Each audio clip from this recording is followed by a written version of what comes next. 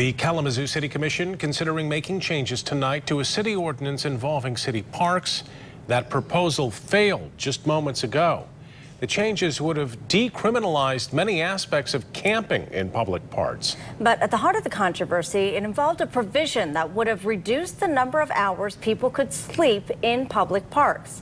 24-Hour News 8's Brady Gillum has been in that meeting that wrapped up just a few minutes ago. He's joining us live from City Hall with the latest. Brady? Well, Marley and Brian, good evening. This meeting going late into the night. Dozens of people coming out to speak, mostly against this proposed amendment to the ordinance. In the end, no city commissioner actually moved it forward, which means it effectively failed. Now, that happened just within the last 30 minutes or so. Now, right now, people are allowed to sleep in parks from 7 a.m. to 9 p.m. The amendment to the park ordinance would have reduced the time people are allowed to sleep in parks from noon to 8 p.m., cutting the hours by 6 hours. The proposed amendment would have also decriminalized sleeping in the park during off hours. Tonight, the crowd interrupted the meeting several times with outbursts and applause. Mayor Bobby Hopewell actually took a break at one point because of the disruptions.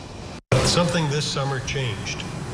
There were folks who were new to the community, who were creating problems. That over the past 3 to 4 years, there has absolutely been an increased presence of folks that clearly have nowhere else to go for one reason or another. Now, certainly a surprising end to a controversial topic. Reporting live in Kalamazoo, Brady Gillum, 24-Hour News 8.